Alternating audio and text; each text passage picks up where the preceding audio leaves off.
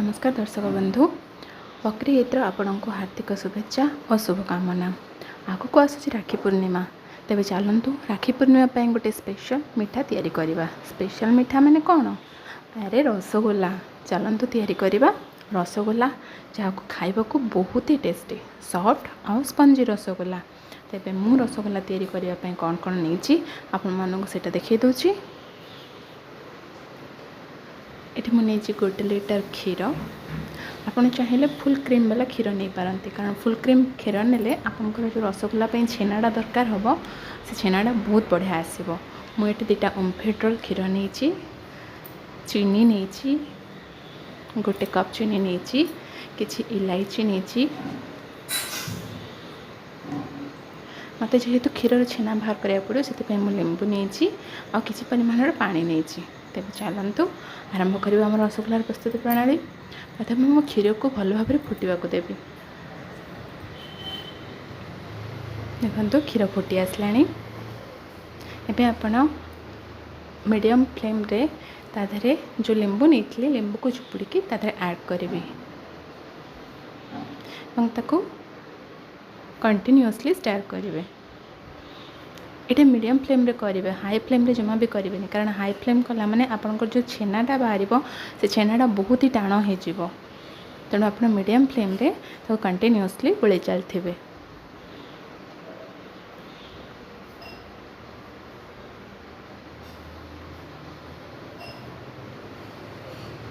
जदि आपन को आहू अधिक लेंबू दरकार ताहले आपण ऐड कर पारंती।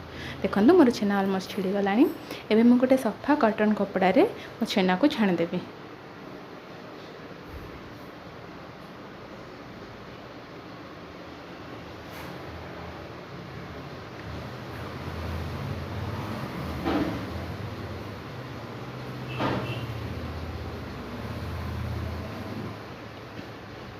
एबे मु से कपड़ा को भल भाव चुपुड़ी आपड़ से भाव में करेंगे जो पर्यंत आपंकर छेनारू पूरा पानी न बाहर जाइए। छेनारू पानी रहिले आपंकर रसगोलाटा ठीक भाव प्रस्तुत हेनी। तो आपड़ ये पोजिशन रे आपन गोटे जगार हैंग करदे। देखो मोर छेना रेडी हो जाइए मो छेनारू पानी भी पूरा बढ़िया भाव छाड़ी जाइए। एबे चलतु छेना को आम गोटे बहुत ही सॉफ्ट अटा आपड़ जमी दलती से भाया सॉफ्ट गुला गोटे तैयारी करवा। ताकू जिते सॉफ्ट करेंगे आप छेनाटा को आप गुलाटा जिते सॉफ्ट हम आप रसगोलाटा से सॉफ्ट हम। तो छेनाटा जो आप चकटे तार बेस्ट उपाय हूँ आपड़ जो हाथर नेड़ी आपणकर जो कहती हाथर मेन माने आग भागे आप अपर टू डाउनवर्ड पोजिशन को ताकू प्रेस करेंगे। तो कौन हम आप छेनाटा पूरा माने सॉफ्ट हो भल भाव दली हम। देखो मोर छेना ऑलमोस्ट सॉफ्ट हो आसला।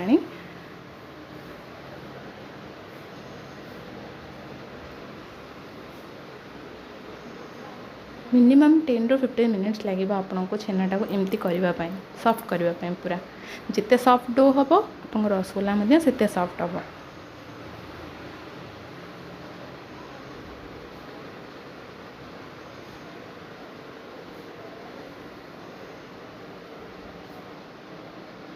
तो मोर छेना ऑलमोस्ट रेडी हो गला। रसगोला मोर डो पूरा तैयारी हो गला। एबे मु कौन करी तक हाथ में टिके स्मैश करदेवी गोटे बड़ गुला करिकी ताधर मुझे छोट छोट पीस बाहर करी आप जो साइज्र सेप्र दवाई चाहिए से सेप्र आपड़ दे पारे। तो मुझे छोट मो साइज हिसाब से मुझे छोट छोट गुला करिकी रखुची हाथ में तक बुलेकरी आप गोल सेप्र करके रखिए। देखिए आपंकर छेनाटा जब फाटी जाऊँ ताने आपंकर छेनाटा भलसे चकटी है। देखो मोर गोलटा पूरा सॉफ्ट अच्छे और पूरा प्लेन आसूसी तेणु मो छेनाटा भल भाव चकटी है।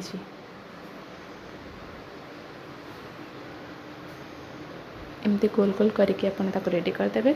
देखो मोर रेडी हो गला। एबे चलतु छेनापाई रस तैयारी करवा। मु फर्स्ट गोटे जगार पानी नहीं पानी को गरम होला परे ताधरे मु 5 ରୁ 6 टेबल स्पून आपणकर मिठा हिसाब रे मिठा जिते परिमाण आपणकर रहिबो सेति हिसाब रे आपण सेतिरे चीनी ऐड करिवे। मु एठी 6 टेबल स्पून चीनी ऐड करछि।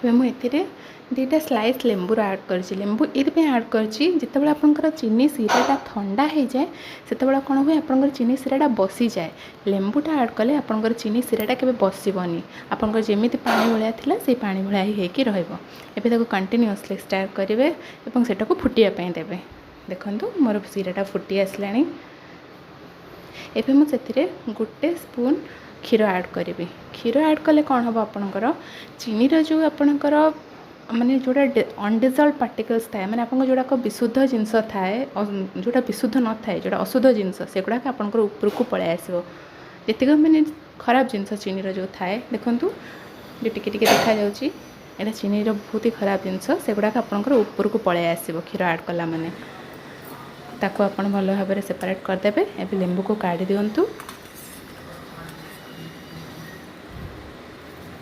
बेसी समय लेंबू रखला माने सीराटा आपंकर खट्टा भी हो देखो एबे जो चीनी जो बाहर जो खराब जिनस गुड़ाक बाहर कर देखो मोर सबकि रेडी हो जाए मुझे अड़ेच नहीं गुंड कर आड करदेवी और टे भल भाव में 1-2 मिनट पर्यंत फुटापी देवी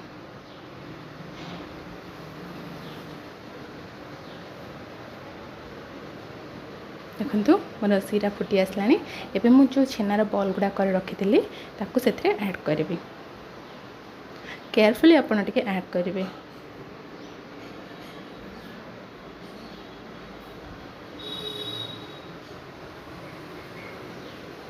देखो मुझे सब छेना बॉल गुड़ा ऐड करदेली एबे आपण ये छेना बॉल को ऐड करके ऐड कर सारापर आपण मिनिमम 8-10 मिनट पर्यंत फुटेबे हाई फ्लेम रे फुटेबे देखो मोर 8-10 मिनट हो गला मो रसगोल्ला गुड़ाक केते स्पंजी और केते बड़ बड़ केते फुली जाइए और देखिए मत बहुत सुंदर देखा जाउची और मो सॉफ्ट भी बहुत हो आपण मैंने रेसिपी को निश्चय ट्राए करूँ आपण मानक बहुत ही भल लगे राखी पूर्णिमा पे स्पेशल रसगोल्ला निश्चय खातु अन्य मानक खुआतु और भल लगे लाइक निश्चय करूँ रही धन्यवाद।